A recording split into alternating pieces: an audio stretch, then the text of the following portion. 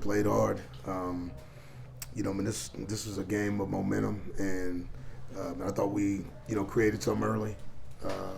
Obviously, man, we were able to get up 14-3,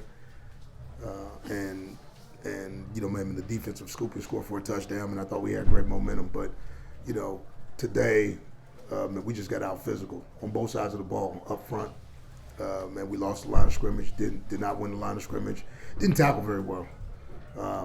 Could not tackle very well. I thought they ran, maybe through tackles, through arm tackles, and just extended drives and extended plays. I mean, they were good on third down where we couldn't get off the field. Again, it goes back to tackling. We had guys at times, 7, 8, yards in front of the chains, and they run through us. And again, I mean, it's just not strong enough right now. And that's something, that as a young defense or a fairly young defense with some of those older guys or with some of those younger guys on the back end, okay, man, you got to bring your eyes, hands, and feet. And when you don't, man, you can't make tackles, man. You can't tackle bigger, thicker guys in this conference, and that's just the way it is. But I thought they ran hard, and we knew that coming in. We knew it was going to be that type of ball game. Just for us, Riley, Neal, and the offense, because they were off the field so long, I thought it was hard for them to find rhythm. And again, man, with Riley, I mean, he's got to make some better decisions, man, as to, what he's doing when the opportunity presents itself. I mean, there were a couple of times where for him, if he just keeps his eyes up, okay, and as he's moving, but he can find guys. But I thought, he went to the check down. I thought he found guys, and we just didn't make enough plays for him. And I think, in critical situations, man, he's just got to continue to make sure that he keeps his head up and finds his targets. But again, we just weren't good enough tonight. I mean, that was a team loss, and I thought special teams may have been the best part of what we did. Defense and offense just didn't provide enough. Offense couldn't stay on the field with not enough opportunities, and defense couldn't get off the field. Derek, you've cycled through all 4 quarterbacks now. The offense still isn't doing much 10 games in. Do you feel like you've exhausted all your options offensively for Derek this year? Nah, I don't think we've exhausted, man, the opportunity to get better. Man, today was that type of game where we knew we were going to get, limited, opportunities. Man, Kentucky was going to try to play keep away, and they did. I mean, they played their ball game, and we couldn't play ours. And, man, unfortunately, with that, okay, I mean, our offense went for long stretches without touching the field. And, man, the ebb and flow of the ball game, like for them, was very inconsistent because they just didn't get out there enough. And then when they did, man, we couldn't stay out there. Derek, what gives you confidence in the direction of things here the next couple of weeks and also, moving forward beyond that? What happens is this, man, I wanted this season, man, to be a great season like I always do. Man, I want it for these kids, but we had some deficiencies coming into the season. Starting the season 0-3, man, it definitely didn't help it. And I mean, when you look at, 0-3 teams here at Vanderbilt, man, they haven't gone on to do very well. So I mean, the odds are against us.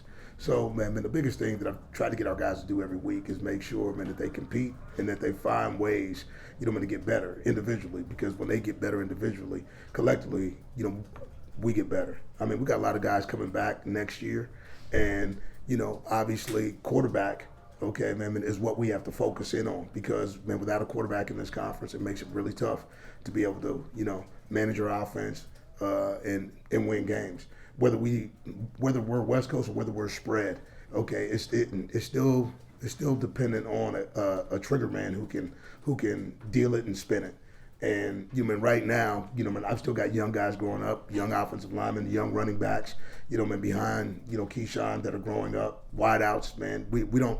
The only wideout that we lose are Justice Shell Mosley and Kalijah Lipscomb. So with that, man, we got a lot of, playmakers here, man. We got to make sure, with the future, man, that we land, and hit on some quarterbacks. Because if we hit on quarterbacks, man, we got guys all around them. But the weight room, the off season, all those things have to be important. But right now, I mean, I'm in the midst of trying to get a football team to function now while we still have guys that can make plays. I mean, Kalijah, Pinckney, Keyshawn are still dudes, man, that can go get it. And Riley Neal right now is the one that's got to manage it. So next week, man, we got a game, East Tennessee State, and let's go play. For those reasons that you're telling us about how you're optimistic about the future, have you told those to the administration in-house? No, I haven't had an opportunity to talk about that, man. And I've sort of stayed in the moment, in terms of like where we're at.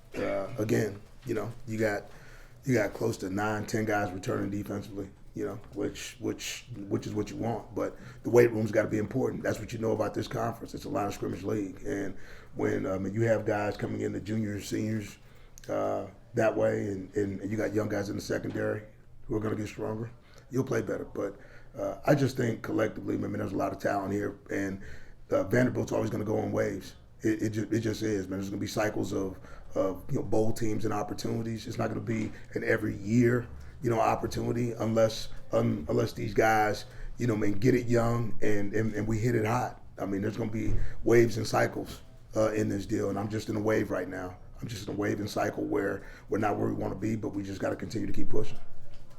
Coach, Jaron Pinckney was only targeted once today, and he's held without a catch for 2 straight weeks. Why has it been so hard to get him involved in the offense?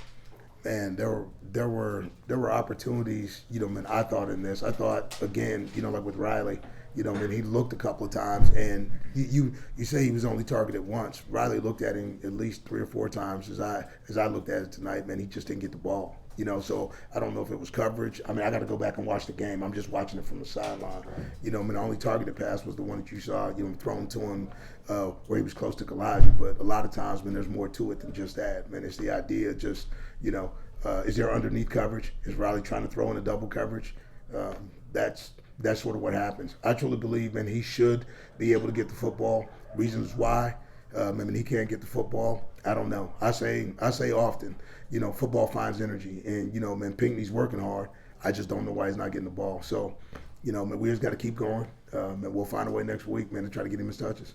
It was against their reserves, but you got some rhythm late going up tempo. Do you wish you'd done that earlier? I don't know. I mean, you talk about tempo. Again, we couldn't get off the field defensively, so you can go up tempo all you want to, man. But if you can't stay on the field and sustain drives, man, all you do is put a defense back out on the field, for more snaps. Man, I think in watching us function, man, today, we just needed to get off the field defensively to give our offense a chance to get rhythm. Those guys sat out for a long time, and I just felt like, in watching it, I probably wouldn't have done anything different. I thought, we had some key drops on third down. One goes through Key's hands, another one goes through Cam's hands, man, that would have given us an opportunity. These guys, we just got to make some plays. Everybody's got a job to do. Can tempo be good for us? Absolutely. Tempo can be good for us at times, but you just got to make sure you're trying to play complementary football. Last one, please. Are you looking forward to changes and tweaks? You mentioned the weight room that you can make in the off season, or do you feel like you're still present in these last 2 games?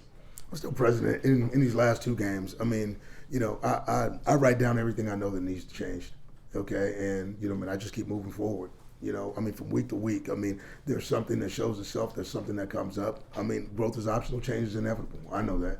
So, for me, I'm always, working hard to be where my feet are, but knowing, okay, man, that some things need to be different, look different, whether it's strength, whether it's schematically, whether it's there's a variety of things. But right now, you got to deal with the present. Thank you.